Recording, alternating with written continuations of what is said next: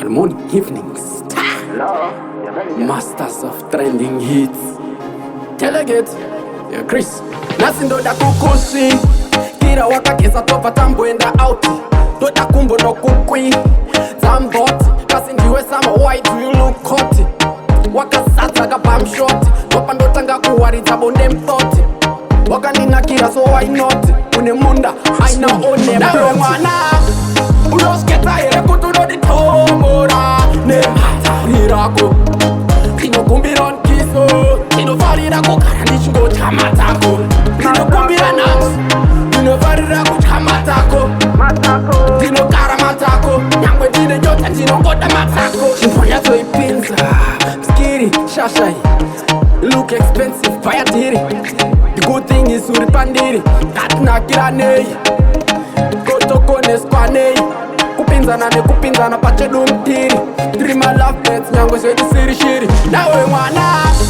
unosketa here kuti unoditomora nemhatari rako tinokumbira nkiso tinofarira kugara ndichingotama dzako tinokumbira nanzi tinofarira kutama dzako tinogara matsako nyangwe ndine nyota ndinongoda matsako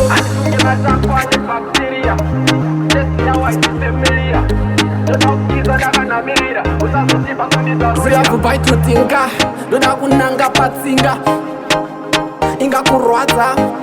zvayo love but inoda kushinga iri mukati sechiri muninga usaiburitse panze love kana yashanya rega zvako kwedzinga shinga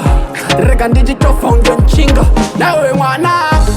unosketa here kuti unoditomora nemhatari rako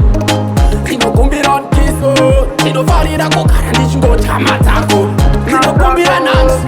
tinofarira kutama dzako tinogara matsako nyangwe ndine nyota ndinongoda matsako chimbo yatsoipinza skiri shashai look expensive payatiri the good thing is uri pandiri ndatinakira nei kotokoneswa nei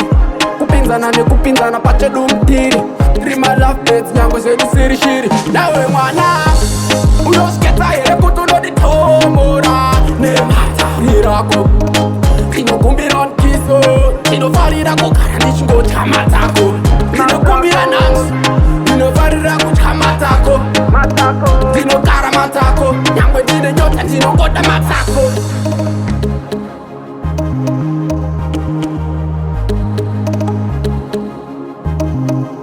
nawe mwana